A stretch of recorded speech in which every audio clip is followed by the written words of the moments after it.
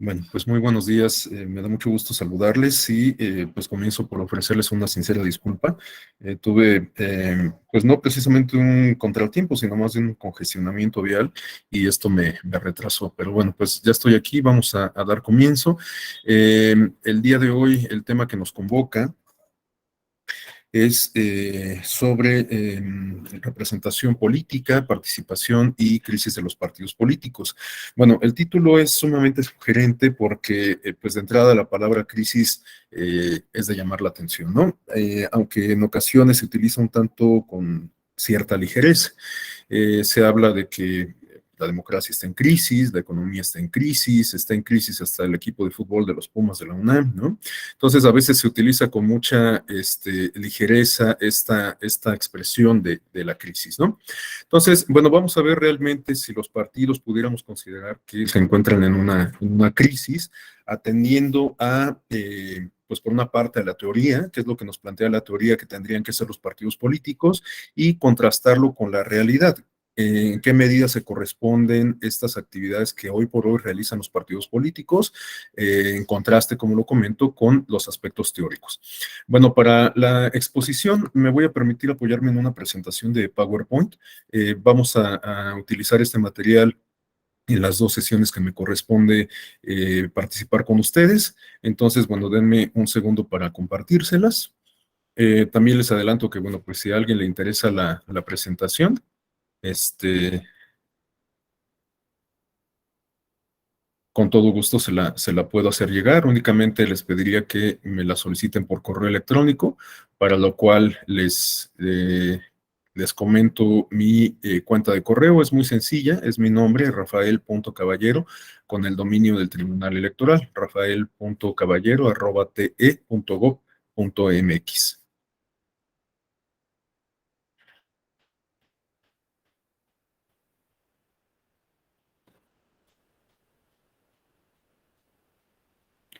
Listo, ya está, ya se ve, ¿verdad? Ok. Bueno, vamos a comenzar entonces. Lo primero que quisiera plantearles es algunas preguntas, algunos cuestionamientos que yo me propuse y que ahora pues, comparto con ustedes y que pueden servir como detonantes justamente para la discusión y el análisis del tema que tenemos dispuesto para estas dos sesiones, ¿no? La primera de estas inquietudes se refiere a cuál es la importancia de los partidos políticos en una democracia. Sabemos que los partidos políticos pueden existir en regímenes democráticos, pero también en regímenes autoritarios o totalitarios, ¿no? Para no ir lejos, en el caso mexicano, durante esta etapa que se conoce como de partido hegemónico, que abarca de los años 40 a los años 90, pues no es que no haya habido elecciones, no es que hayan quedado proscritos los partidos políticos. Cada determinado tiempo acudíamos a las urnas, había distintos partidos políticos, incluso paulatinamente fueron ganando espacios de representación en los órganos legislativos, pero en realidad lo que teníamos era un sistema político más cercano a el autoritarismo, ¿no? En las dictaduras militares, pues también en muchas ocasiones, bueno, se obtiene el poder por un golpe de Estado, pero luego se busca legitimar la permanencia de algún grupo o algún personaje en específico en el poder, y para ello se convoca a elecciones. Evidentemente, todo el andamiaje institucional y jurídico está construido para hacer prevalecer ese estado de cosas, ¿no? Para privilegiar a ese grupo oligárquico.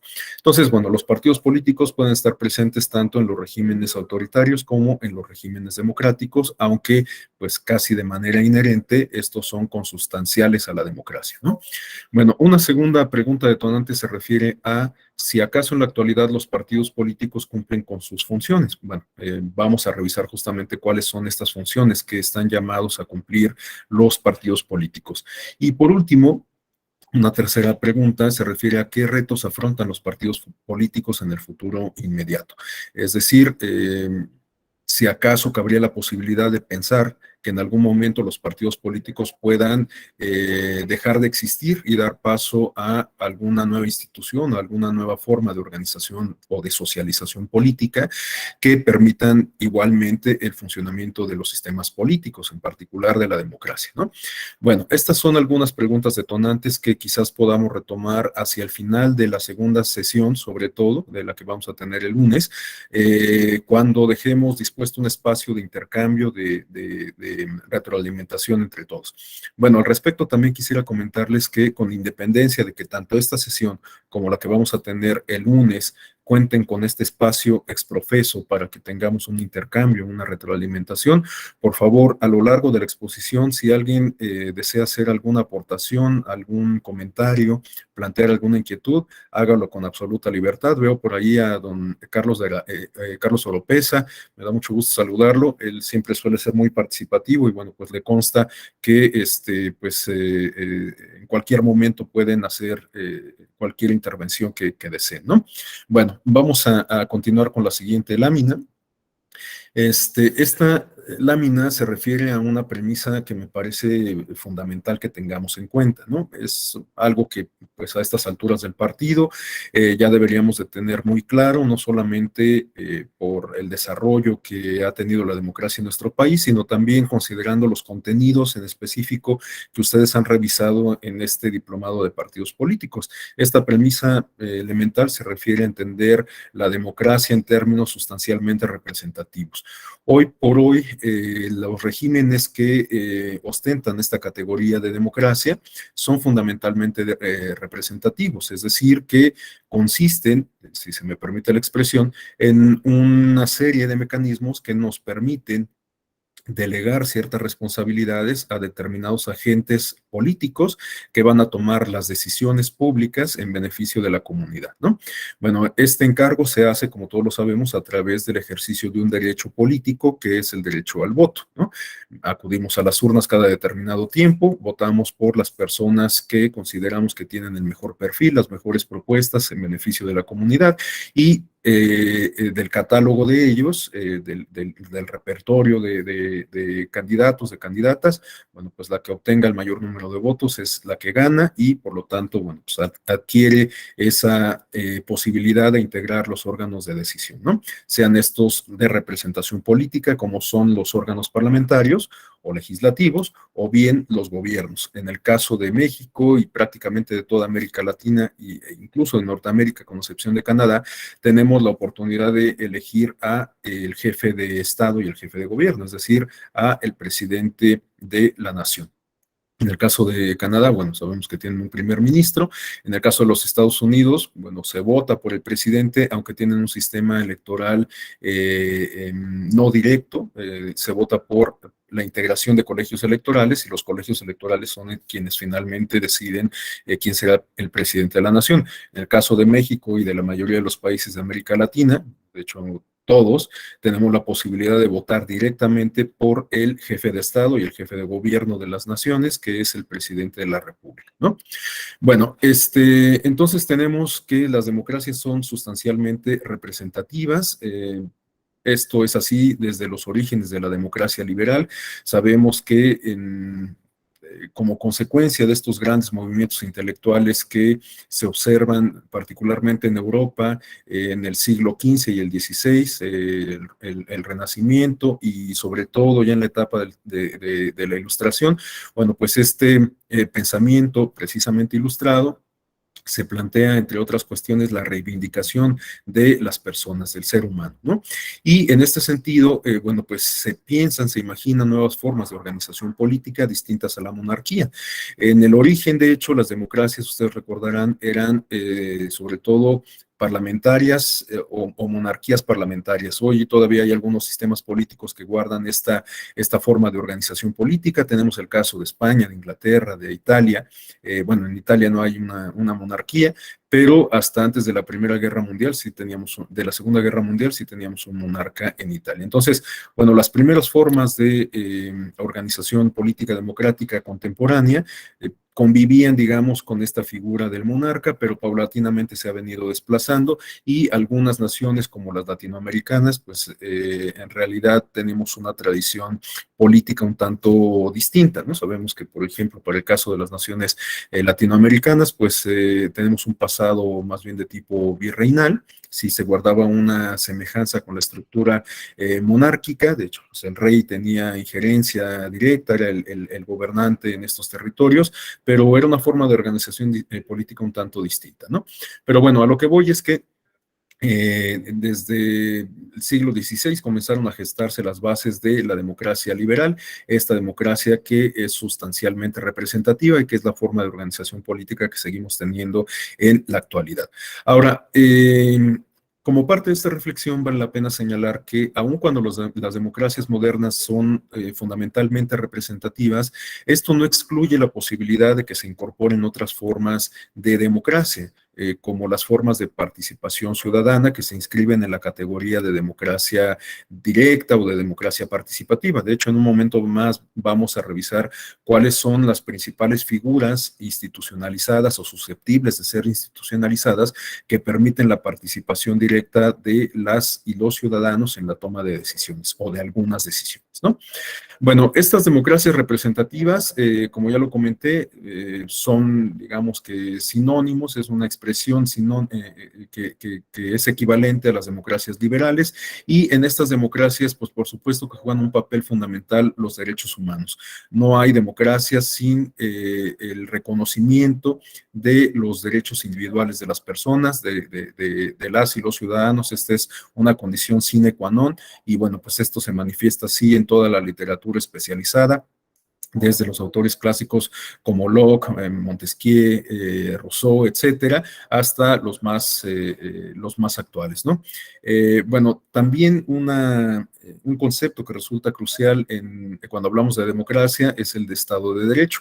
Evidentemente, en aquellos contextos en donde se respetan las leyes, se reconoce la importancia de una estructura judicial, jurídica, legal, que regule el comportamiento de las personas, bueno, pues en esos contextos es más fácil, bueno, no más fácil, pero esto representa una condición favorable para el sostenimiento de la democracia. Por supuesto, en aquellos casos en donde el Estado de Derecho no se respeta, en donde hay una precaria cultura de la legalidad, en donde se cometen de manera sistemática infracciones, bueno, pues estamos hablando de un contexto que pues a lo mejor no resulta del todo democrático, ¿no? Vemos justamente cómo en el caso de los sistemas autoritarios o de los regímenes autoritarios, pues se cometen justamente arbitrariedades de manera sistemática, ¿no? Bueno, también un concepto que resulta crucial en estos temas que vamos a revisar de los sistemas de partido, los partidos políticos, la importancia que tienen para la democracia, en un concepto que resulta crucial, se refiere a los sistemas electorales. En términos muy generales, podríamos considerar que los sistemas electorales son mecanismos que nos permiten convertir, nos permiten transformar los votos en escaños. Es decir, es un vehículo, si se me permite la expresión, que nos permite, a partir del ejercicio de un derecho, integrar el poder público. Y dos últimos conceptos que son cruciales para la exposición del día de hoy y del día lunes se refieren a los partidos políticos, el concepto de partidos políticos y el concepto de sistema de partidos. Les decía que, bueno, no podemos entender la democracia sin la existencia de partidos políticos, e incluso en los sistemas autoritarios también podemos advertir eventualmente la existencia de partidos políticos. Por supuesto, la dinámica que se genera a partir de la articulación que se da entre estos institutos, entre los partidos políticos, pues es muy diferente en uno y en otro contexto, ¿no? En uno y otro caso. No es lo mismo cómo funciona el sistema de partidos en un régimen autoritario versus cómo funciona en un régimen democrático, ¿no? Bueno, la categoría de sistema de partidos la dejo un poco pendiente por el momento porque la vamos a revisar con mayor detalle un poquito más adelante. Bueno, ahora, otras premisas que vale la pena tener en consideración, hablando en específico de partidos políticos y de representación política, son estas que tenemos en pantalla. En primer lugar, me parece indispensable reconocer que los partidos políticos son inherentes a la democracia representativa. Esto en parte o esto en relación con lo que ya he expuesto, ¿no? Los partidos políticos son, pudiéramos considerar, consustanciales a la democracia. Por otro lado, tenemos que en las democracias modernas los partidos políticos suelen tener el monopolio de las candidaturas, aunque en algunos casos se permite la existencia de las candidaturas independientes. Para no ir lejos, en el caso mexicano, durante buena parte del siglo XX, el monopolio de las candidaturas lo tenían justamente los partidos políticos. A partir de la década de los años 30, las candidaturas independientes quedaron excluidas de nuestro sistema político y electoral, y no sería sino hasta con la reforma del año 2012 que se reincorpora la figura de la candidatura independiente a la Constitución, y hasta la reforma del año 2014 se reguló su funcionamiento. Entonces, bueno, pues ahora tenemos esta convivencia entre las candidaturas tradicionales que son postuladas por los partidos políticos y las candidaturas independientes, aunque la experiencia, salvo la mejor opinión de todas y todos ustedes, me parece que ha demostrado que a lo mejor necesitaremos hacer un ajuste de tuercas para hacer efectivas las candidaturas independientes, porque pareciera que han venido a menos, ¿no? Y que ahora están condenadas a las mayores posibilidades de éxito únicamente en el ámbito local, ¿no? Es decir, que hemos visto cómo se han reducido las posibilidades de ver con esta regulación que tenemos en la actualidad un presidente o una presidenta de la República que llegue a esa magistratura por una o a través de una candidatura independiente. Pero bueno, eso es tema de una discusión aparte. Por otro lado, tenemos que los partidos están llamados a cumplir funciones más allá de la postulación de candidaturas. Me adelanto a mencionar que los partidos políticos suelen cumplir con funciones que avanzan en dos grandes vertientes, una de tipo social y otra de tipo político. Esto solamente lo adelanto, pero en un momento más vamos a ver cómo es que se materializa esto que estoy diciendo, ¿no? Cómo es que los partidos políticos cumplen con ciertas funciones para con la sociedad y con ciertas funciones para con el sistema político. Esto lo vamos a ver en un momento más. Bueno, otra premisa se refiere a reconocer que la competencia efectiva entre partidos puede interpretarse como un estándar de alta calidad democrática. Bueno, esto también lo vamos a revisar con mayor detalle cuando abordemos el tema del sistema de partidos, porque vamos a darnos cuenta que hay sistemas de partidos, por ejemplo, de modelo hegemónico, como el que ya referí para el caso mexicano, pero también modelos de partido único, como el caso de Cuba, ¿no? Entonces, bueno, el caso de Cuba justamente suele tener ciertos señalamientos sobre si en realidad el sistema político podría considerarse democrático, o el régimen político pudiera considerarse democrático ante la ausencia de competencia efectiva entre distintas fuerzas, ¿no? Porque pues en realidad solamente tenemos uno que pues por definición gana por default, ¿no? Bueno, también tenemos que los partidos políticos requieren de recursos para su subsistencia y funcionamiento. Este aspecto es crucial, sobre todo cuando hablamos de financiamiento público de los partidos políticos. Es un tema que suele generar mucha controversia porque, por lo menos para el caso mexicano, hay muchas opiniones que estiman o muchas personas que estiman que el dinero, los recursos públicos que reciben los partidos políticos es exorbitante, ¿no? Que no es proporcional y que además pues no se corresponde con la confianza que la ciudadanía le tiene a los partidos políticos. En este aspecto de la confianza también la vamos a ver con mayor detalle, yo creo que ya más bien el lunes, cuando entremos a la discusión propiamente de la crisis de los partidos políticos. Y bueno, el último apunte, la última premisa que quiero compartirles con ustedes en esta parte introductoria, se refiere a reconocer que la búsqueda y el control del poder son objetivos cruciales, son objetivos torales de los partidos políticos. Esta es una premisa que me parece sumamente importante que la tengamos en cuenta, porque incluso la literatura especializada da cuenta de esta premisa, ¿no? Los partidos políticos existen en buena medida porque compiten por el poder, o sea, su razón de ser estriba en la competencia por el poder. Por supuesto, una vez que lo obtienen, este poder no se puede ejercer o no se debe ejercer, no se debería ejercer de manera arbitraria, sin ningún tipo de control, ¿no? Pero en realidad los partidos políticos tienen como característica o como una de sus características centrales, quizás la principal, esta de ser competitivos, ¿no? De luchar, de pugnar por el poder público. Bueno, y justamente para corroborar esto, esta última premisa, pues en esta lámina tenemos algunos apuntes de varios especialistas o de varios teóricos considerados especialistas clásicos en la teoría de los partidos políticos. Tenemos, por ejemplo, a Max Weber, a Giovanni Sartori, a Maurice Duverger, a Stefano Bartolini, quienes nos ofrecen distintas aproximaciones conceptuales a los partidos políticos. Bueno, no vamos a leer una por una cada una de estas aproximaciones conceptuales. Como les decía, si alguien desea la presentación, con todo gusto se la puedo compartir. Por el momento únicamente me limitaría a invitarles a que identifiquemos algunos aspectos que son comunes prácticamente en todas las ofertas de aproximación conceptual que tenemos por parte de estos autores, ¿no? Por ejemplo, lo que se refiere a la socialización política. Vemos que, por ejemplo, en el caso de Max Weber, justamente Weber nos dice que los partidos políticos constituyen una forma de socialización que descansa en un reclutamiento libre y que tiene como fin proporcionar poder a su dirigente dentro de una asociación, ¿no?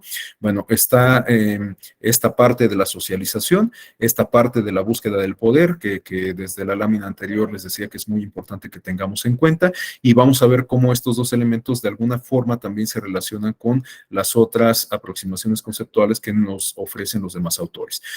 Tenemos que, por ejemplo, que Friedrich nos señala que los partidos políticos son grupos de personas, de seres humanos, que tienen una organización y que tiene como propósito conseguir o mantener el control de un gobierno y dar a los miembros del partido ventajas materiales. Tenemos la aproximación de Ramón Cottarello, quien nos habla también de una asociación, de estos ejercicios de socialización.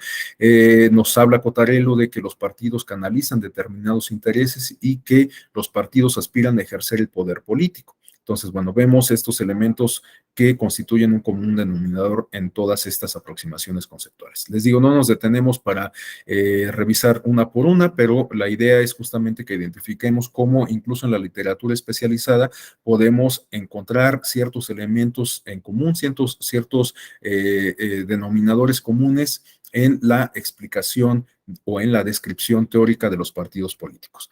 Bueno, hay ciertos componentes que resultan inherentes a los partidos políticos, es decir, son características propias de los partidos políticos. ¿Cuáles son estos componentes? Bueno, esta información yo la extraje, me documenté en un libro de Francisco Ruiz, un académico de la UNAM, del Instituto de Investigaciones Jurídicas, que tiene un libro muy interesante que creo que tenía por aquí en la oficina, sobre derecho estaciológico, es decir, el derecho que regula a los partidos políticos.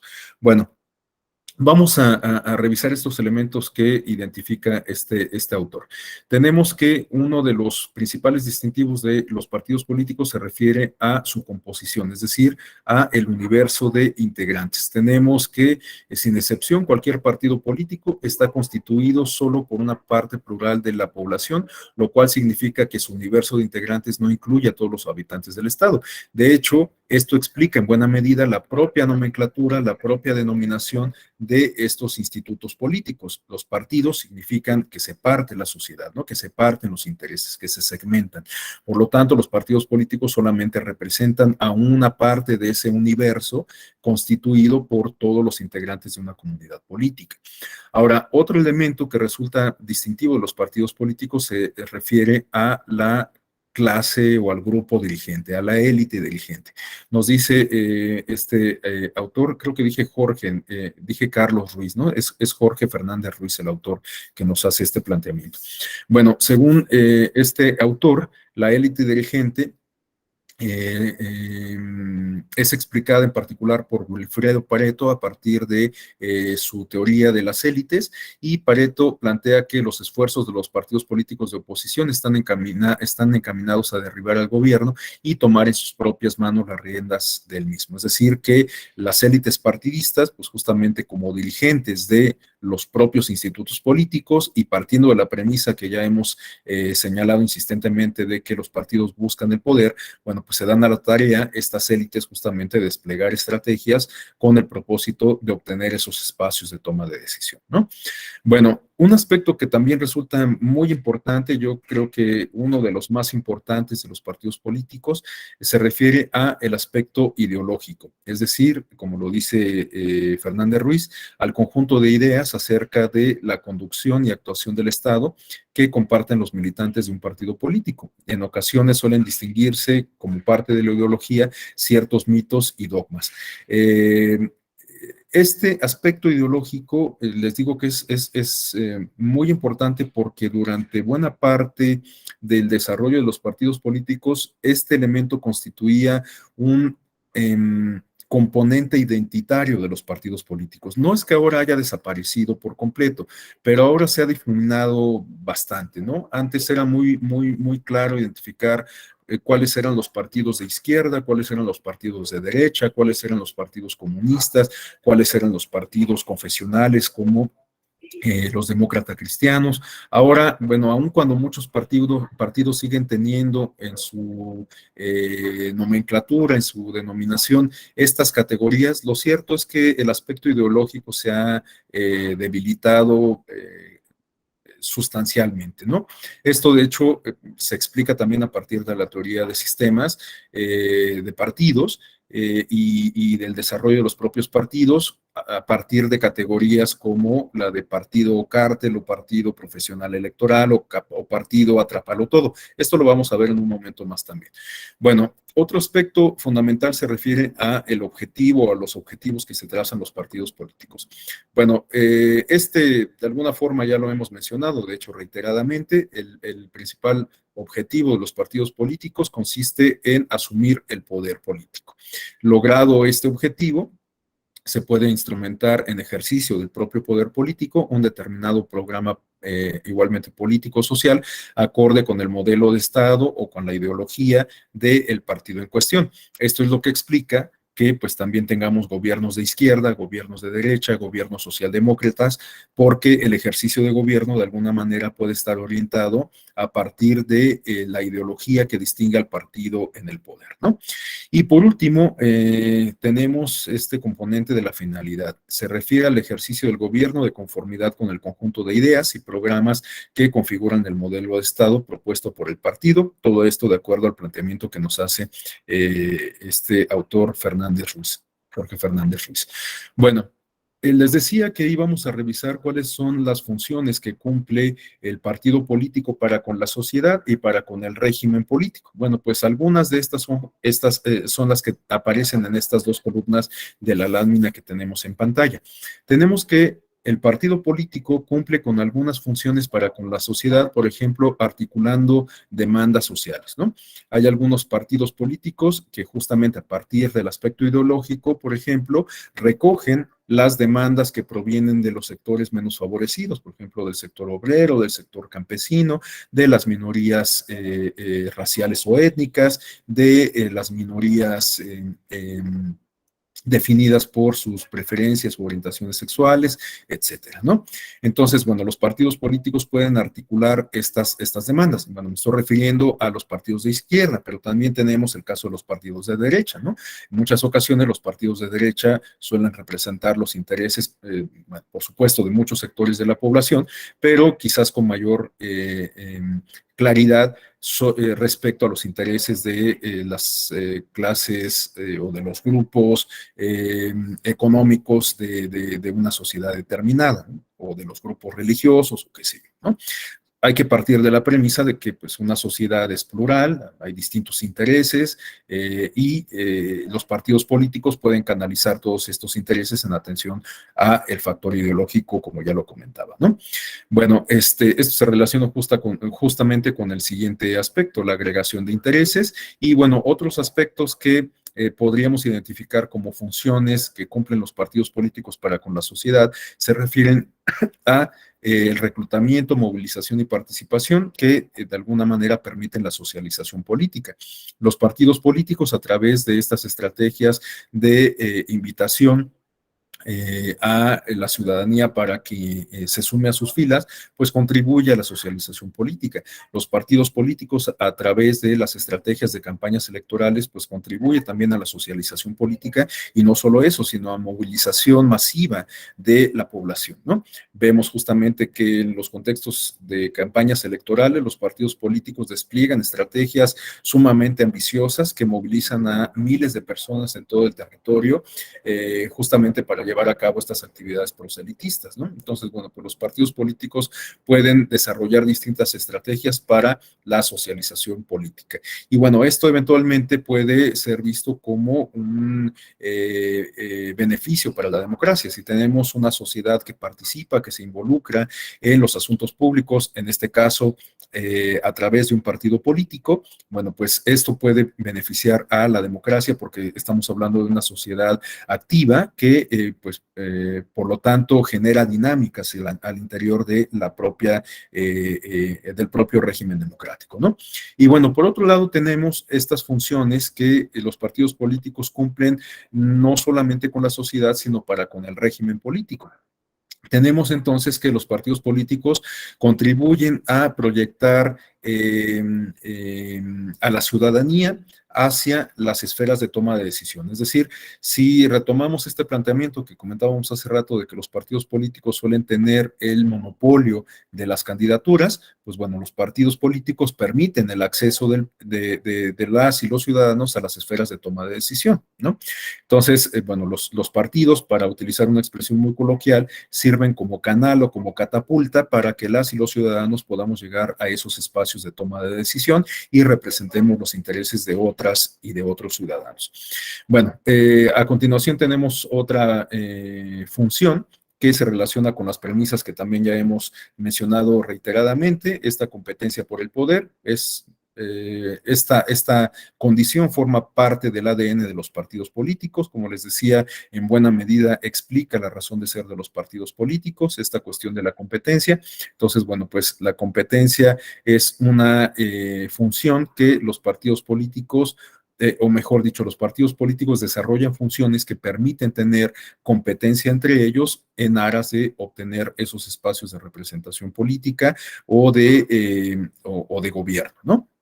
Bueno, también los partidos políticos permiten impulsar y producir incluso ciertas políticas públicas en beneficio de ciertos sectores de la sociedad o de la mayoría de la sociedad, ¿no? Les decía que, bueno, pues en algunas ocasiones los partidos políticos que logran espacios de gobierno y que, por lo tanto, imprimen cierta ideología a la agenda gubernamental, bueno, pues tienen ciertos distintivos. Por ejemplo, los gobiernos de izquierda, emanados evidentemente de partidos de izquierda, suelen implementar políticas públicas en beneficio sobre todo de los sectores menos favorecidos, políticas de desarrollo social, políticas de urbanización, políticas de transporte público masivo, entre otras, ¿no? Bueno, evidentemente los partidos políticos también contribuyen a la formación de gobierno. En el caso de los regímenes o de los sistemas, mejor dicho, en donde podemos votar directamente por el presidente de la República, que es el encargado del ejercicio de gobierno, bueno, pues el presidente de la República evidentemente es postulado por un partido político, ¿no? Y las características de ese ejercicio de gobierno puede que se vean influenciadas o definidas por la ideología, los estatutos, bueno, el ideario en general del partido político que lo postuló, ¿no? Hay otros sistemas políticos como los parlamentarios en donde los partidos políticos juegan un papel fundamental para la formación de gobierno. Tenemos el caso, por ejemplo, de Inglaterra, que es el ejemplo por antonomasia de regímenes parlamentarios, en donde no se vota directamente por el titular del Ejecutivo. Sabemos que allá estas funciones ejecutivas de gobierno y de administración pública recaen en el primer ministro, y el primer ministro es designado por el Parlamento que representa los intereses de la nación. Por lo tanto, es importante que los partidos políticos se pongan de acuerdo para designar al primer ministro. Entonces, eso es lo que lleva justamente a entender esta categoría de los gobiernos de coalición. En el caso de México, a partir de la reforma del año 2014, también tenemos esta figura de los gobiernos de coalición. Esto se reguló en la Constitución, de tal suerte que, bueno, existe la posibilidad de que el presidente de la República convoque a partidos de oposición para integrar un gobierno de coalición, aunque reitero que históricamente los gobiernos de coalición son más propios de los regímenes parlamentarios. Aquí en México la verdad es que yo veo un tanto complicado, un tanto remota la posibilidad de que en algún momento podamos establecer un gobierno de coalición, porque implicaría justamente que la cartera de agencias del Estado se reparta entre los distintos partidos que integran la coalición correspondiente, ¿no? Entonces, bueno, pues lo veo un tanto complicado, aunque pues nada está descartado del todo, ¿no? Vemos ahora escenarios políticos que hasta hace algunos años resultaban impensables, como el hecho de que se formen alianzas entre el Partido Acción Nacional y el Partido de la Revolución Democrática y el Partido Revolucionario Institucional. Históricamente, desde el nacimiento del Partido Acción Nacional, este había sido el opositor principal del Revolucionario Institucional, y el Partido de la Revolución Democrática pues era, digamos, como la tercera vía, en alguna ocasión incluso así fue visto como la tercera vía a las dos grandes fuerzas políticas del país, el PRI y el PAN, ¿no? Entonces, bueno, pues ahora vemos que en los comicios más recientes estas tres fuerzas políticas han articulado esfuerzos, han conformado alianzas electorales para combatir a la fuerza política que se ha constituido como la primera en nuestro país, que es Morena, ¿no? Entonces, bueno, pues a lo mejor no resulta ahora tan descabellada la idea de pensar en un gobierno de coalición, claro, en caso de que la coalición ganara el gobierno de la República, por ejemplo, en 2024, ¿no? Pero bueno, pues ahora ya se ve, bueno, no es que se vea más cercana la posibilidad, pero por lo menos considerando estos antecedentes que estoy refiriendo, pues tampoco resulta impensable, ¿no? Bueno, y también un aspecto fundamental de los partidos políticos para con el régimen no es solo esta búsqueda por el poder, no es solo esta función de servir como canal para que los ciudadanos, las ciudadanas adquieran estos espacios de representación y de gobierno, sino que incluso los partidos que no ganan elecciones juegan un papel fundamental porque permiten integrar esfuerzos de oposición, es decir, permiten constituirse como reguladores del ejercicio del poder, porque pues en aquellos casos en donde no hay oposición, pues por supuesto que el partido gobernante, los grupos políticos gobernantes, pues ejercen el gobierno y ejercen el poder de manera absolutamente unilateral. Volviendo al caso de Cuba, pues ahí tenemos un ejemplo muy claro, y bueno, pues también en su momento este mismo esquema del ejercicio unilateral del poder lo podíamos advertir en el caso de la Unión Soviética, ¿no? De hecho, pues, de alguna forma, esta dinámica, esta forma de ejercer el poder sigue estando presente en la Rusia moderna con Vladimir Putin, y bueno, pues para muestra basta un botón. Es tan poderoso el poder que asiste a Putin, y la manera en que lo ejerce es muy particular, que incluso pues lo anima a llevar a cabo una intervención militar a un país extranjero, ¿no? Que, bueno, en el pasado formó parte de la Unión Soviética, pero ahora estamos en una condición geopolítica completamente diferente.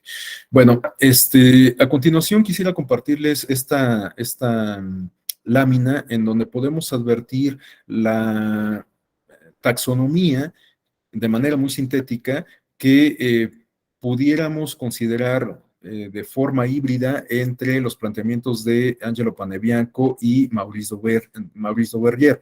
Estos autores nos permiten identificar estas categorías que tenemos en pantalla, ¿no? Tenemos que ambos autores, bueno, podemos citar muchos más, pero en específico me refiero a estos dos.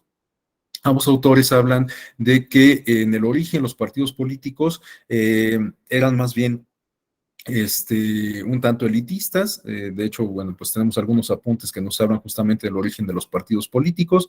Tenemos que nacieron durante la primera mitad del siglo XIX, eran controlados por un pequeño grupo de líderes. Les decía, pues podríamos considerar un tanto elitistas, por lo menos el origen de los partidos políticos lo pudiéramos considerar así, un tanto elitista. Había poca participación de sus miembros con apoyos ocasionales, y las estructuras eran más bien débiles, divididas en clientelistas y de notables.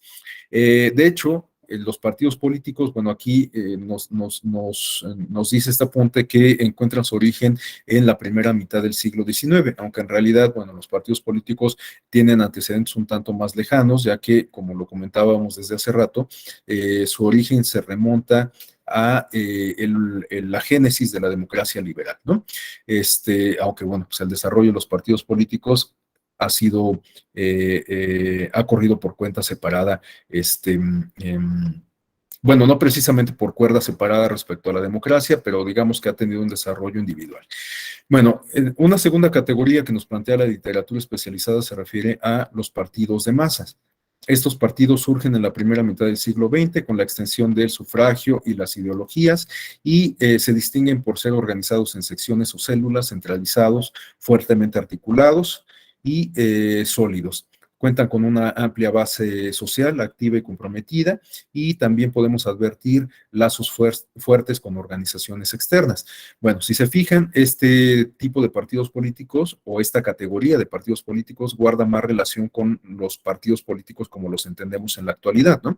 Estamos hablando de partidos políticos ya no elitistas, sino partidos políticos que permiten la participación de prácticamente toda la ciudadanía, partidos políticos que cuentan con estructuras, a diferencia del modelo que existía antes. Hasta antes de la legalización de los partidos políticos a principios del siglo XX, lo que teníamos más bien eran facciones o clubes. Por lo tanto, los partidos políticos o estos grupos que representan los antecedentes de los partidos políticos tenían un carácter efímero. Únicamente articulaban esfuerzos, congregaban intereses de cara a un proceso electoral, y después no es que desaparecieran, pero sí se diluía la fuerza. En la actualidad, pues sabemos que los partidos políticos, digamos que se robustecen en el marco de un proceso electoral, de una elección, pero transcurrida esta, pues no es que desaparezca, ¿no? La estructura del partido político sigue estando presente. Y de hecho, bueno, en muchas democracias tenemos que los partidos políticos, partiendo de la premisa de que cumplen también con ciertas funciones para con la sociedad, reciben financiamiento público para que desarrollen estas funciones, y también suelen ser asistidos con algunas otras prerrogativas. Por ejemplo, para el caso mexicano, los partidos políticos no solamente cuentan con recursos públicos, sino también tienen acceso permanente a medios de comunicación masiva. Es una prerrogativa que se les concedió desde la reforma político electoral de 1977. Por eso es que vemos a los partidos políticos en spots de radio y televisión, aun cuando no haya elecciones. Evidentemente, en periodos ordinarios, cuando no hay elecciones, los partidos políticos no pueden hacer llamados al voto. Esas prerrogativas durante periodos ordinarios tienen como propósito, pues más bien justamente contribuir a la socialización política. Por lo tanto, vemos que los partidos políticos distribuyen mensajes invitando a sumarse a las filas de sus bueno, a las filas del partido. Vemos mensajes en donde los partidos políticos fijan una postura respecto a los asuntos de la agenda nacional, fijan alguna postura respecto al ejercicio de el gobierno de algún partido. Cuando estos partidos son oposición, pues muchas veces vemos que los spots más bien van encaminados a criticar el ejercicio de gobierno del partido en el poder, etcétera, ¿no? Bueno, esto les digo, se refiere a el modelo de partido de masas que encuentra su origen en esa primera mitad del siglo XX. Pero los partidos han continuado teniendo su propio desarrollo, y después podemos ver que los partidos políticos pueden ser catalogados en estas categorías de militantes, de profesional electoral y el catch-all party. Bueno, Cuando hablamos de partidos de militantes, estamos hablando del siguiente nivel, del siguiente paso que dan los partidos políticos respecto a la categoría de partidos de masas, ¿no? Ya quedamos que los partidos de masas cuentan con infraestructura, cuentan con militantes, despliegan estrategias, etcétera, ¿no?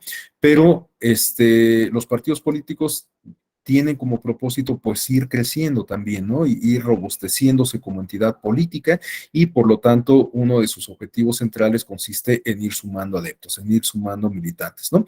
Y los partidos políticos en la actualidad son considerados como profesionales electorales pues porque han afinado mucho varias de las actividades y de las funciones que despliegan, ¿no?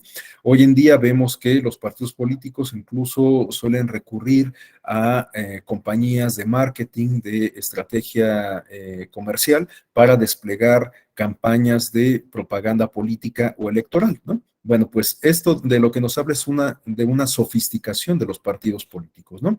Entonces, de alguna manera los partidos políticos se han venido profesionalizando en aras de conseguir ese objetivo ulterior que hemos comentado desde el inicio, que es la búsqueda por el poder. Y bueno, como parte de los partidos profesionales electorales, podemos advertir una subdivisión que se refiere a los partidos atrapalotodo o los partidos cacholpardi. Estos partidos, pues, se refieren justamente a estos institutos políticos cuando se deciden a difuminar un poco los aspectos que le dan identidad, como el elemento ideológico. De tal suerte que hoy vemos que aun cuando seguimos teniendo partidos de derecha, de izquierda, socialdemócratas, demócratas cristianos, etcétera, bueno, este aspecto ideológico ya en términos prácticos de cara a una elección suele hacerse un poco de lado, ¿no? Se suele soslayar y los partidos políticos suelen cargarse un poco más al centro. Esto lo hacen justamente con el propósito de captar el mayor número de votos, ¿no? Porque sabemos que las elecciones se definen en muchas ocasiones por el voto duro, pero en la mayoría de las ocasiones por el voto de los electores flotantes, es decir, esos electores que en algunas ocasiones votan por una fuerza política y en otras ocasiones por una distinta, ¿no? Durante el periodo del partido hegemónico, pues justamente el Partido Revolucionario Institucional solía ganar las elecciones, en parte por el diseño institucional del sistema político y electoral, pero en parte porque tenía una amplia base social, tenía un voto duro sumamente robusto, ¿no? Bueno, pues ahora estas cuestiones han cambiado, ahora pareciera que el voto mayoritario pertenece a Morena, aunque bueno, pues la explicación de esto puede tener muchas aristas, ¿no? Sabemos que Morena se ha integrado por un movimiento social, pero también con la suma de militantes formados en otros partidos políticos. De hecho, bueno, pues Morena coincidió con un desfondamiento del Partido de la Revolución Democrática, ¿no? Bueno, el caso es que estos partidos atrapalo todo justamente tienen esta denominación porque en el contexto de una elección tienen como propósito o como uno de sus propósitos principales, pues captar a este electorado flotante, ¿no? Este electorado que no tiene, que no vota sistemáticamente por una opción política. Bueno, en esta otra lámina tenemos algunas categorías adicionales que no provienen de la literatura clásica, es decir, de estas obras de Duverger, de Sartori, de Panebianco, sino que nos ofrece Jorge Fernández Ruiz. Les decía que, bueno, pues una de las fuentes principales que utilicé para armar esta exposición es de este autor, ¿no? Del derecho estaciológico. Bueno, este autor nos plantea estas otras categorías adicionales de partidos políticos: el partido genuino, el partido principal, el partido accesorio, el partido simulado, el partido familiar, el partido sindicato, el partido personalista, el partido necrófilo. Bueno, cada una de estas categorías tiene sus particularidades. Por cuestiones de tiempo, a lo mejor no conviene que revisemos todas, pero me parece importante que nos detengamos por lo menos en un par de ellas. Por ejemplo, el partido personalista me parece muy importante tenerlo en consideración porque se refiere a estos partidos que fundan su fuerza electoral en un personaje, en un caudillo, en una figura con un amplio reconocimiento político. Esto, salvo la mejor opinión de ustedes, por supuesto, quizás lo podamos ver materializado en la práctica con el caso justamente de Morena y del presidente Andrés Manuel López Obrador, ¿no? En buena medida, la fuerza política que ha ganado Morena pues se la debe en gran parte al presidente Andrés Manuel López Obrador. Y eso es lo que explica que, por ejemplo, en el contexto de las campañas electorales, pues muchos candidatos, candidatas postuladas por Morena, pues hacen propaganda con fotografías o imágenes acompañados del presidente o haciendo eslogan en torno a los programas que ha llevado a cabo la administración que encabeza el presidente de la República o haciendo promesas de campaña en el sentido de replicar algunas de estas políticas públicas que ha desplegado el gobierno federal, etcétera, ¿no? Entonces podemos ver cómo pues el partido político, para citar un caso concreto y muy actual, como es Morena, puede que se inscriba en esta categoría de partido personalista. Bueno, esto por citar, reitero, un caso muy actual, pero pues a lo largo de la historia de los partidos en México, pues hemos tenido, por ejemplo, partidos cardenistas, ¿no? Y bueno, pues así podemos identificar algunas otras expresiones de partidos políticos. Y bueno, otra categoría que quizás valga la pena tener en cuenta se refiere al partido accesorio. Bueno, el partido accesorio es, como nos lo dice Fernández Ruiz, aquel que por sí solo no puede obtener votos suficientes para lograr y conservar su registro oficial. Entonces, bueno, pues en México y en algunas otras latitudes suele ser muy común que estos partidos políticos con una fuerza electoral limitada integren alianzas en aras no solamente de salvar su registro, sino de constituir un frente con determinadas características y con determinados propósitos, ¿no? Dicho sea con todo respeto, bueno, pues tenemos el caso, por ejemplo, del partido Encuentro Social o Encuentro Solidario, que contribuyó a llevar al presidente de la República a esa magistratura precisamente, pero que curiosamente perdió el registro, ¿no? Es decir, que por sí mismo no fue capaz de demostrar su fuerza electoral. Además, fíjense qué curioso, porque a partir de los acuerdos o del convenio de coalición que suscribieron, bueno, pues el partido en su momento denominado Encuentro Social constituía una fuerza importante representada en la Cámara de Diputaciones, ¿no? A partir del acuerdo de coalición que se suscribió. Esto, pues de alguna manera violenta la regla constitucional a que se refiere a que ningún partido político puede estar sobre representado en la Cámara de Diputados respecto a una diferencia de 8 puntos porcentuales, tomando como parámetro su votación. Es decir, que debe de existir concordancia entre el número de votos que obtiene cada partido político y el número de escaños que obtiene cada partido político. La diferencia máxima que puede existir entre ambos elementos, los votos y los escaños, no puede ser superior a 8 puntos porcentuales. Pero vemos que en la práctica en muchas ocasiones existe esta discordancia y hay partidos que están sobre representados, como ocurrió en su momento con el Partido Encuentro Social. Igual, estoy refiriendo a este ejemplo porque es muy actual, pero en realidad este fenómeno de la sobrerepresentación a partir de alianzas electorales se ha presentado en México desde hace bastante tiempo, ¿no? Y de hecho, tan es así que el Instituto Nacional Electoral emitió unos lineamientos que buscaban combatir este fenómeno para evitar que se vulnere esa disposición con rango constitucional, que goza de rango constitucional, y acuñó una expresión que se refiere a la militancia efectiva. Es decir, que los candidatos están obligados a declarar a qué fracción parlamentaria se sumarían en caso de que ganaran la curul para la cual están compitiendo en alianza con otros partidos políticos, ¿no?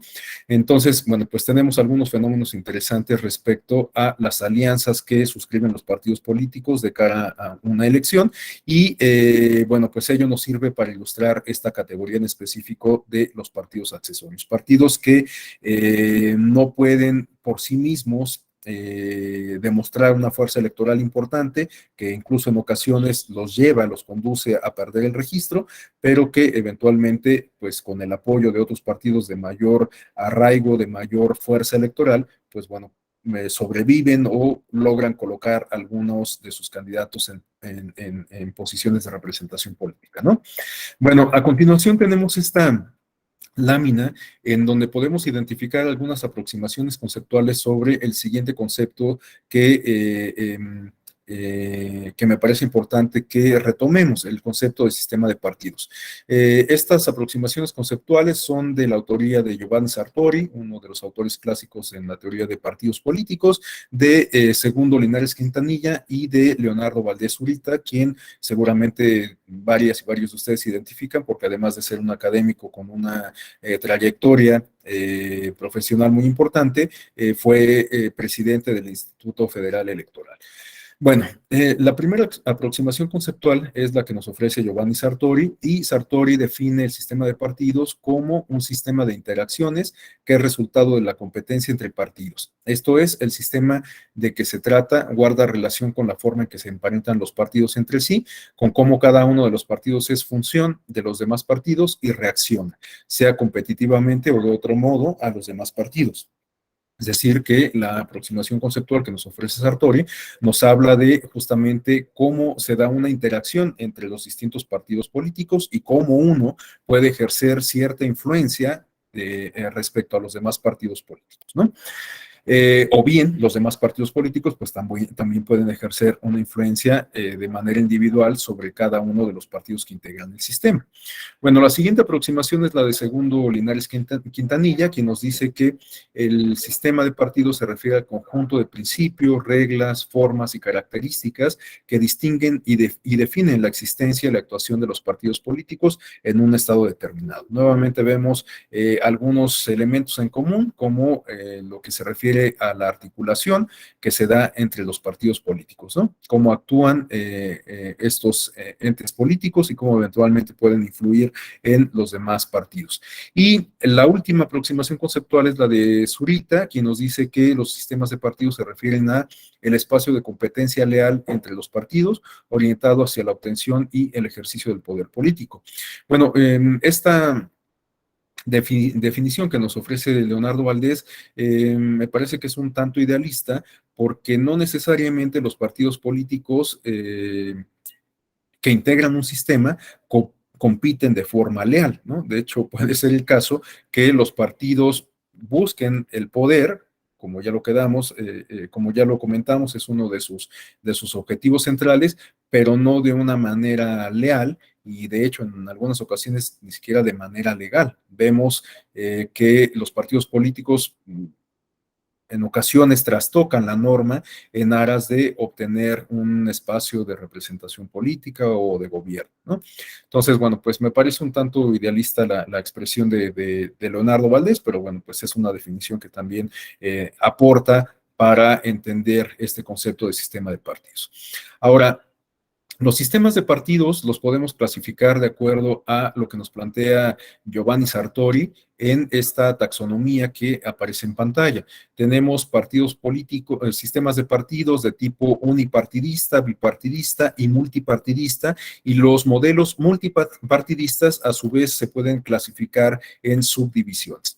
Bueno, el sistema de partidos unipartidista o de partido único, pues se refiere a aquellos casos en donde pues solamente contamos con un solo partido político. De hecho, yo tengo mi reserva sobre esta categoría, porque pues me parece que va un poco en contra de la noción de sistema, ¿no? Si partimos de la premisa de que un sistema implica la articulación entre distintas entidades, entre distintos sujetos, actores, etcétera, bueno, pues si no tenemos más que un solo actor, una sola entidad, pues no se da esa articulación. Entonces, creo que no cabe describirlo como parte de un sistema. Pero bueno, la literatura especializada lo reconoce y pues evidentemente no podíamos dejarlo de lado. Ahora, tenemos como parte de los sistemas multipartidistas aquellos casos de partido hegemónico. No me voy a detener demasiado en eso porque pues ya he hecho varias referencias al caso mexicano, un modelo de partidos en donde se permitía la competencia, había más partidos políticos, pero esta competencia era limitada, no era efectiva, los partidos de oposición no tenían posibilidades reales de ganar elecciones, aunque esto no implicaba que no las hubiera, ¿no? Cada determinado tiempo éramos convocados a urnas, pero todo estaba diseñado para que una sola fuerza política ejerciera ese dominio, esa hegemonía electoral, ¿no? También tenemos un modelo un tanto similar, pero no por el diseño institucional y jurídico, sino por las propias dinámicas comiciales. Estamos hablando de los sistemas de partidos predominantes. El caso más ilustrativo es el de Japón con el Partido Liberal.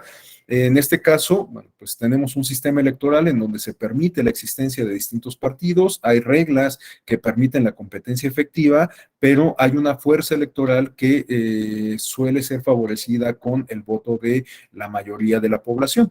Entonces, no es que haya condiciones de inequidad, sino que la voluntad popular permite que una sola fuerza electoral ejerza cierto dominio respecto a las demás, ¿no? Bueno, pues en esos casos estamos hablando de un modelo de partidos predominante.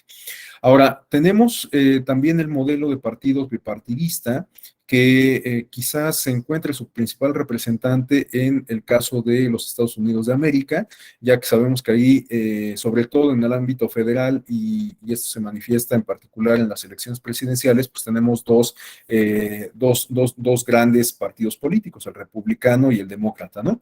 En el ámbito local, pues puede haber partidos igualmente locales e incluso, pues también en algunos casos figuran las candidaturas independientes, pero en el ámbito federal y sobre todo en el caso de la elección presidencial, pues es muy clara la existencia de un sistema bipartidista, ¿no? Entonces, bueno, pues ahí de lo que estamos hablando es de dos grandes fuerzas políticas que compiten entre sí y necesariamente pues una siempre termina imponiéndose a la otra, ¿no?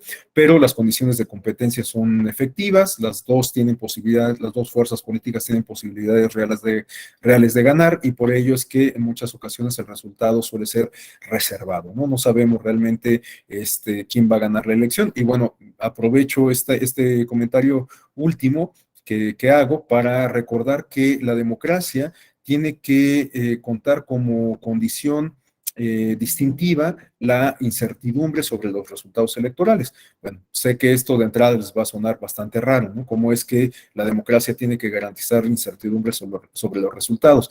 A lo que me refiero es a que deben de existir condiciones que permitan la competencia efectiva, a modo de que pues no sea fácil prever cuál va a ser el resultado de las elecciones, ¿no? Porque si existen condiciones que nos hacen pensar, que nos hacen prever o generar un pronóstico sobre cuál va a ser el resultado electoral, pues a lo mejor ya no tiene mucho sentido que llevemos a cabo la elección, si ya vamos a saber quién va a ganarla, ¿no? Entonces, bueno, esta es una condición inherente de las democracias modernas, ¿no? Y es algo a lo cual creo que nos tenemos que acostumbrar porque en muchas ocasiones, pues justamente este fenómeno que yo estoy comentando y que es distintivo de las democracias, es tergiversado y termina por alimentar estas narrativas de fraude electoral, ¿no? O sea, cuando hay encuestas, cuando hay estudios de proyección que dan por certero un resultado en específico y resulta que después de la elección ese resultado no se materializó, pues nos quedamos con la idea de que hubo fraude electoral. Pero en realidad, esto se debe o se puede explicar a partir de esto que estoy planteando, ¿no? Si hay condiciones tan efectivas como para garantizar una competencia real, bueno, pues el resultado final tendría que ser de pronóstico reservado. Y esto ya lo hemos visto en experiencias concretas. Tenemos el caso de la elección presidencial en Estados Unidos entre Donald Trump y Hillary Clinton, en donde, bueno, pues muchas proyecciones daban como ganadora a Hillary Clinton y finalmente, pues ya conocemos cuál es el resultado de esa historia, ¿no? En el caso de México, les digo, siempre se ha, esta condición que estoy planteando, siempre se ha tergiversado y ha animado la narrativa del fraude electoral. Pero bueno, pues la realidad es que las condiciones de competencia me parece que son las más adecuadas en nuestro país, ¿no? El asunto es que justamente son tan efectivas que en ocasiones no permiten cumplir esos pronósticos. Y esto lo vimos de manera muy clara, bueno, podemos citar muchos ejemplos, pero me parece que uno de las experiencias más significativas de esto que estoy planteando la podemos identificar en las elecciones locales para las gubernaturas de 2015. En aquel año había muchos estudios, muchas proyecciones que daban como principal ganador de las gubernaturas a los candidatos postulados por el Partido Revolucionario Institucional. Y ustedes recordarán que el Partido Acción Nacional fue quien ganó el mayor número de gubernaturas en aquellas elecciones concurrentes. Bueno, pues esto de lo que nos habla es de esto que estoy planteando, justamente, ¿no? De cómo, a pesar de que puede haber proyecciones, de que puede haber estudios de prospectiva, de que puede haber sondeos que nos permitan, pues, avisorar un posible resultado electoral, este no es 100% certero, ¿no? Bueno, para continuar con el planteamiento de el sistema de partidos y después abrir un espacio de preguntas y respuestas para cerrar la sesión, quisiera referirme a continuación a los modelos de partidos de pluralismo limitado. En este caso estamos hablando de los modelos de partidos en donde hay muchas fuerzas electorales, pero tampoco demasiadas. No sé, estamos hablando de aquellos modelos en donde hay 4 o 5 fuerzas electorales. Hay un pluralismo limitado. Pero también puede ser que estos modelos multipartidistas tengan estas subdivisiones que les decía hace rato, ¿no? De pluralismo extremo y de atomización. Es decir, sistemas de partidos en donde hay un conjunto de partidos sumamente significativo. Hay elecciones, o mejor dicho, sistemas de partidos en América Latina que se integran hasta por 20 institutos políticos, ¿no? Claro, ya en la práctica es muy común que estos partidos políticos integren alianzas y al final los electores, las electoras terminan decidiendo entre 4 o 5 grandes opciones, ¿no? 4 o 5 grandes alianzas electorales. Pero, bueno, pues llama la atención justo que en ocasiones haya muchos partidos políticos. Y bueno, pues cuando hay demasiados partidos políticos estamos hablando de modelos de partidos atomizados, es decir, modelos de partidos que eventualmente pueden generar un fenómeno de fragmentación del voto. Les digo, en la práctica suele ser común que los partidos políticos en estos modelos multipartidistas integren alianzas y entonces los electores terminan por definirse de entre 4 o 5 grandes opciones políticas, ¿no? Pero puede ser el caso de que no sea así, o sea, de que en una elección pues, cada partido político vaya en lo individual y entonces el elector tiene que dirimirse entre 10, 12 o 15 opciones políticas. Bueno, por lo que vamos a tener ahí es un fenómeno justamente de fragmentación del voto, ¿no? Estos fenómenos suelen tener ciertas implicaciones porque en muchas ocasiones, cuando se aplica la regla de la mayoría para definir quién es el ganador del escaño, bueno, pues sobre todo cuando es de mayoría relativa, quienes ganan los escaños suelen enfrentarse a una crisis de legitimidad, ¿no? Porque logran el escaño con un porcentaje de votos muy menor. Pensemos en casos como el mexicano, en donde justamente tenemos un sistema electoral mixto que combina para la integración de algunos órganos como el legislativo, la regla de la mayoría, combina la regla de la mayoría con la regla de la representación proporcional, ¿no? Y la regla de la mayoría, para el caso mexicano, se refiere a la de mayoría simple, es decir, que es tan sencilla como que el candidato o el partido que obtiene el mayor número de votos gana, ¿no? Entonces, si tenemos que en una elección participan 6 candidatos y el que obtuvo el mayor número de votos se refiere a un 35% de la votación, bueno, pues con eso es suficiente para que gane la elección. Pero esto, como les digo, tiene implicaciones interesantes porque si volteamos la ecuación, pues nos vamos a dar cuenta de que hay un 65% de las personas que participaron en esto que no votaron por el que resultó ganador, ¿no? Es decir, el 65% de las personas que participó en esa elección querían una opción distinta a la que resultó ganadora. Entonces, bueno, en estos casos de la mayoría simple, puede ser que se generen estos fenómenos de,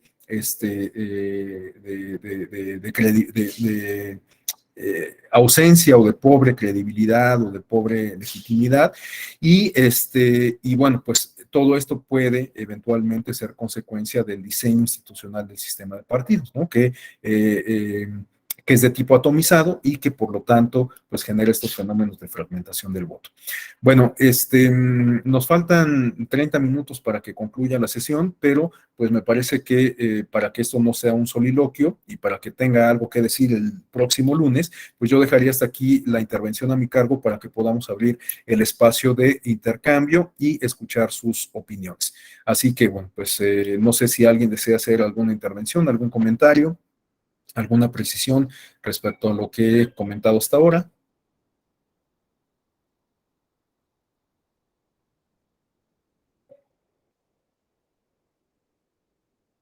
Adelante, Carlos Oropesa. Buen día, maestro Rafael Caballero, un gusto saludarte otra vez en estos espacios. Buen viernes, compañeras y compañeros. Pues muchas gracias por tu amplio recorrido y rápido recorrido de las distintas formas en que los partidos políticos han ido evolucionando y cómo los estudiosos del tema los han ido clasificando, ¿no? Para, para el caso mexicano, preguntabas muy al principio o nos compartías la inquietud de que todo está en crisis, ¿no? La economía, la seguridad social, el sistema de partidos. Y en el caso que nos convoca esta mañana de los partidos, me parece que es un tema pues que ya hemos venido arrastrando de varias décadas, maestro, porque el hecho de que estemos reformando prácticamente cada sexenio nuestra legislación, pues nos habla de que hemos tenido que ir calibrando nuestro sistema político electoral en función de la evolución de la sociedad. Y efectivamente, de tener un sistema de partido hegemónico durante el siglo XX a un sistema más diversificado, aunque no del todo plural, pues ha significado muchos esfuerzos y un gran recorrido de la sociedad mexicana. Podemos estar de acuerdo o no en las últimas reformas sobre la materia, pero ahorita mismo que estamos en este diplomado, se está discutiendo en Parlamento Abierto otra reforma electoral, o sea, otro giro de tuerca a este gran sistema. Independientemente de la que propuso el presidente o las otras 40 y tantas que también son propuestas de las otras fuerzas políticas, me parece que en donde coincidimos todos, maestro, compañeras y compañeras, es que tenemos que evolucionarlo, mejorarlo, perfeccionarlo. ¿En qué primero, qué después? Es en lo que no nos ponemos de acuerdo. Pero de que hay que hacerlo, no me queda duda en ello. Y uno de esos factores en donde creo que también coincidimos una buena parte de la sociedad, y que tú lo preguntabas, maestro, es el hecho de que los partidos políticos han entrado en estas encuestas, cuando preguntas al ciudadano mexicano qué opinas del partido político, generalmente salen muy mal calificados. ¿Y qué les ha hecho mucho daño? Pues la burocratización de los partidos. Así como en el siglo XIX teníamos clubes políticos más que partidos políticos, y ahora tenemos estructuras más amplias, pero también más burocratizadas. Y en ese proceso de burocratización, maestro, pues la sociedad, que no es la mayoritaria la que se acerca a los partidos políticos, también de los 125 millones de mexicanos, si ustedes revisan cuántos militantes tiene registrado el INE de todos los partidos, nos vamos a sorprender que somos muy poquitos dentro de ese gran universo. Y de esos 7, 8 millones de mexicanos que estamos afiliados como militantes de algún instituto político, resulta ser que el acceso a la participación real para el ejercicio pleno de los derechos políticos electorales, pues está muy cooptada por grupos, por mafias. Es más, se dice que nuestro sistema de partidos es como un sistema de franquicias. Una vez que obtienen el registro nacional provisional y después definitivo, si pasan el umbral que establece la ley, pues resulta ser que se vuelve propiedad de un grupúsculo, de una familia, y hay, por lo menos yo ubico 3 partidos que casi se conducen como un partido franquicia familiar, de los 7 que en este momento tienen registro como partido político nacional. Entonces, y los otros que podríamos definir como partidos de masas o como una evolución de los partidos de masa, también no han creado los vasos de comunicación y de participación con esa gran militancia, con ese gran número de simpatizantes, para que sientan que están participando y contribuyendo. Entonces, pues hay un gran cuestionamiento y por eso, maestro, se dice, pues es demasiado el dinero que se le da a los partidos políticos. ¿Por qué? Porque no ve el ciudadano promedio que eso se traduzca en una incorporación auténtica y materialmente tangible para ellos, como ciudadanos y como ciudadanas. Entonces dicen, no, pues me alejo, y se aleja el gran segmento de la sociedad, y entonces empiezan a buscar otras formas de organización social alterna a los partidos para participar políticamente, y vemos que surgen asociaciones civiles, organismos no gubernamentales, cámaras empresariales, pero que están orientados al tema de difundir la participación política. Entonces, me parece que hay señales y hay foquitos rojos, maestro, de que los partidos no están funcionando con la tarea que inicialmente se les otorgó.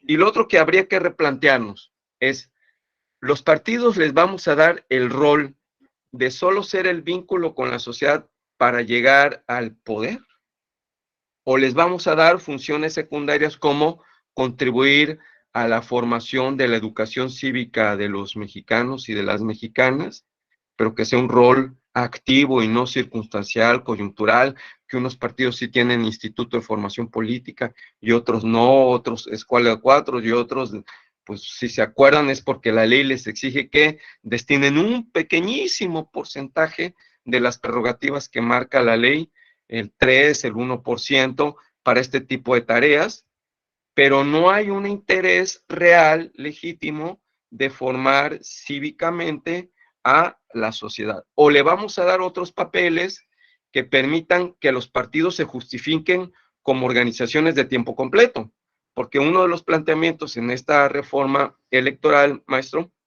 es que los partidos reciban financiamiento, pero solo cuando haya elecciones, porque cuando no hay elecciones, pues la pregunta es, ¿qué hacen?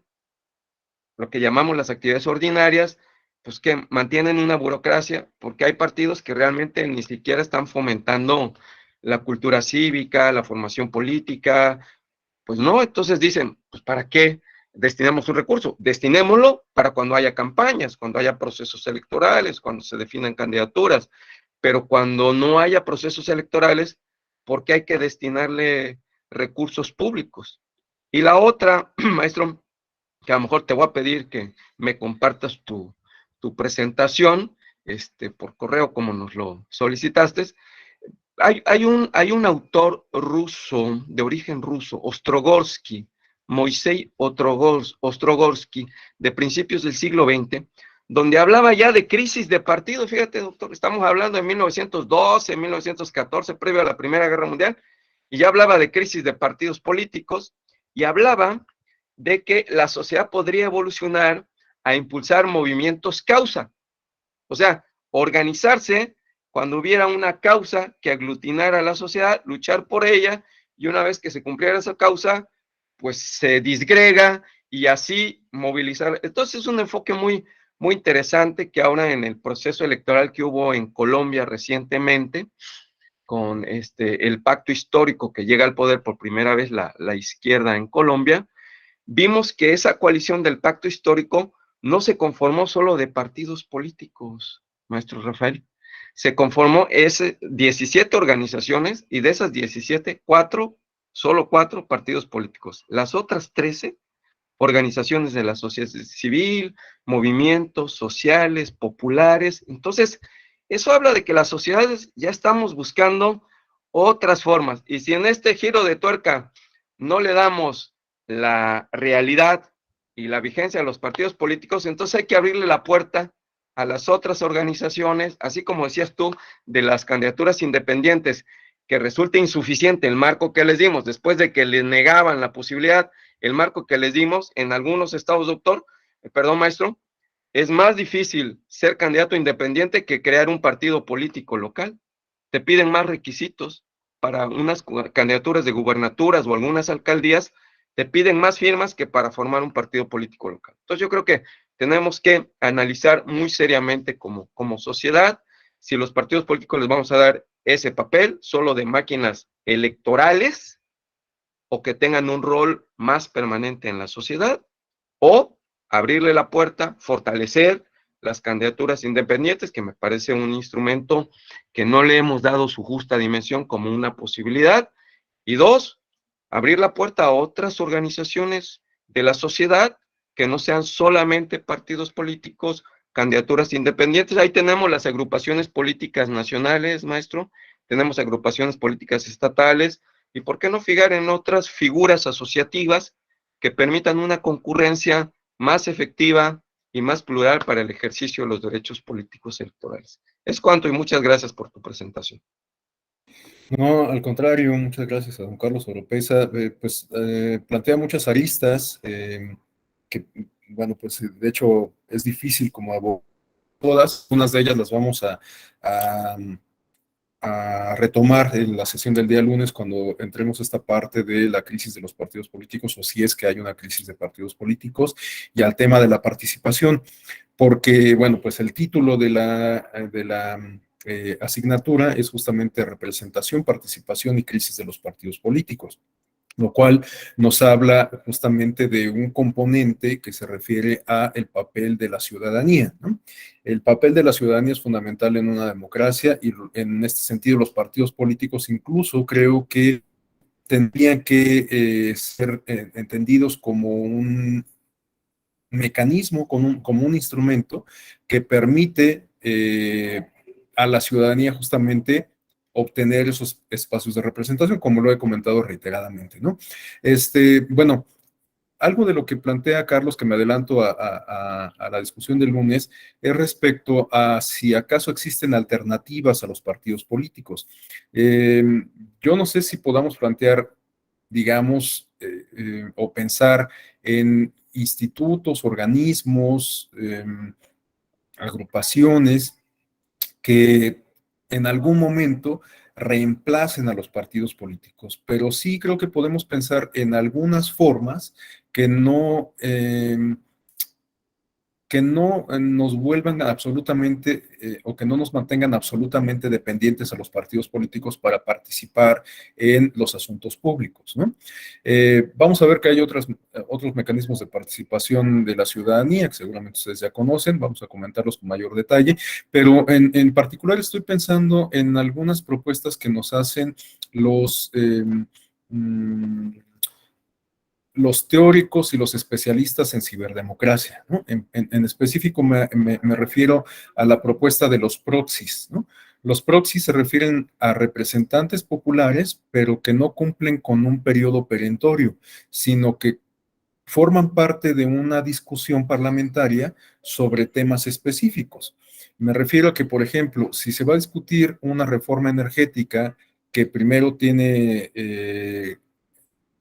que pasar por una reforma constitucional y después por una reforma reglamentaria, pues a lo mejor no es indispensable que la discusión se dé únicamente por parte de los representantes populares, sino también por parte de especialistas en la materia, ¿no? Entonces, este esquema de los proxies, digamos que se plantea hacer una suerte de híbrido entre los representantes populares y los especialistas de la materia. Quiero decir, si vamos a discutir una reforma energética, a lo mejor para discutir esa reforma en específico, nos damos a la tarea de designar mediante voto popular a especialistas en la materia que tomen las mejores decisiones, ¿no? O nosotros mismos podemos participar a través de las nuevas tecnologías. Y estas alternativas pues no suenan tan descabelladas, con todo y que parecieran de ciencia ficción, pues no suenan tan descabelladas a la luz de ejercicios prácticos que ya tenemos, como el Parlamento abierto que bien señalaba don Carlos Oropesa, ¿no? Ejercicios que permiten llevar a cabo un ejercicio parlamentario de discusión, de deliberación pública, en donde ni siquiera se necesita ser especialista en el tema que se está discutiendo. Por supuesto, eso es lo deseable, ¿no? Si no, pues cualquiera puede llegar allí y echarle su ronco pecho sin mucho conocimiento de causa. Pero lo que quiero destacar es que justamente la puerta está abierta para cualquier ciudadana o ciudadano, ¿no? Entonces, pues a lo mejor ese tipo de propuestas pues tendrían que encontrar un mayor cauce, tendrían que robustecerse. Estas propuestas de los proxies, por ejemplo, las propuestas de escrutinio a los parlamentarios, ¿no? No sé si ustedes hayan escuchado, por ejemplo, de estas iniciativas de, creo que se llamaba Adopta un Diputado, que se originó en Puebla, que consistía justamente, sé que suena como incluso hasta un poco peyorativo, ¿no? Pero la propuesta consistía más bien en identificar a tu representante popular y hacer un seguimiento puntual de su desempeño legislativo. O sea, en qué comisiones trabajaba, cuántas iniciativas presentaba, en qué sentido votaba, a cuántas asambleas, o bueno, a cuántas sesiones había dejado de asistir, o sea, todo eso que de hecho debería ser algo, pues, casi como obligatorio para cada uno de nosotros, ¿no? A veces no solemos ni siquiera identificar a quién es el diputado o la diputada del distrito al cual pertenecemos y que de alguna forma pues, es nuestro representante popular. Entonces, bueno, pues ese tipo de iniciativas creo que tendrían que fortalecerse. Les digo, el lunes vamos a revisar algunas formas de participación. Don Carlos ya nos hizo favor de señalar que pues no necesariamente todas las formas de participación política son de naturaleza estrictamente política. O sea, puede haber formas de participación social que tengan incidencia en la vida política, ¿no? No sé, estos movimientos de ambientalistas que se han opuesto al desarrollo, por ejemplo, de la obra del presidente Andrés Manuel López Obrador del Tren Maya. Hago la aclaración y quiero ser muy enfático en esto, que bueno, no estoy haciendo crítica a la gestión del presidente Andrés Manuel ni a los gobiernos morenistas, menos sabiéndome parte de una institución electoral que tiene que ser imparcial, sino simplemente recurro a estos ejemplos porque son muy actuales, ¿no? O sea, es algo que pues todos conocemos. Entonces, bueno, estos movimientos ambientalistas, como todos lo sabemos, se han opuesto a el desarrollo del Tren Maya, y esto, pues, por supuesto que tiene una implicación política, y de hecho, pues, el propio presidente así lo ha denunciado, ¿no? En opinión del presidente, pues, estos ambientalistas se oponen porque es una obra que se trata de este gobierno en específico, ¿no? Y les echa en cara en muchas ocasiones que no hayan sido igualmente opositores a otras obras de gobiernos anteriores, ¿no? Entonces, bueno, por supuesto que estas manifestaciones sociales o que tienen un origen social, pues también pueden tener implicaciones políticas. Por lo tanto, cuando nos involucramos con una organización no gubernamental, eventualmente también podemos tener una injerencia en el ámbito político. Por lo tanto, pues puede que también las asociaciones no gubernamentales se conviertan en canales de participación política, ¿no? Pero bueno, no son las únicas formas, incluso pues vamos a comentar el lunes algunas formas de participación que de hecho parten de la individualidad, ¿no? A partir de las acciones individuales podemos igualmente generar algún cambio en el ámbito público. Bueno, esto me parece muy importante con todo y que lo vamos a discutir más a detalle el lunes, me parece muy importante tenerlo en consideración porque a veces creemos que el actuar individual no genera ningún cambio, pero lo cierto es que con todo lo romántico que parezca, bueno, pues el cambio inicia en uno mismo, ¿no? Bueno, yo siempre cito el caso tan trivial de cuando uno se va a pasar la luz ámbar del semáforo. Bueno, pues si yo me respeto la luz ámbar y ya no me atravieso, voy a obligar necesariamente a los que vengan atrás de mí a que también la respeten. A lo mejor me van a tocar el claxon y me van a hacer muchos recordatorios familiares, pero esa acción individual está generando un cambio en el entorno, ¿no? Entonces, vemos que la forma de participar en la vida pública no necesariamente implica articulación con otras personas, aunque por supuesto es lo deseable. Las sinergias pues siempre logran objetivos más ambiciosos, pero pues también podemos identificar formas de participar y de incidir en la vida pública, en el entorno, partiendo de lo individual. Bueno, no sé si hay alguna otra intervención, algún otro comentario en estos minutos que nos quedan.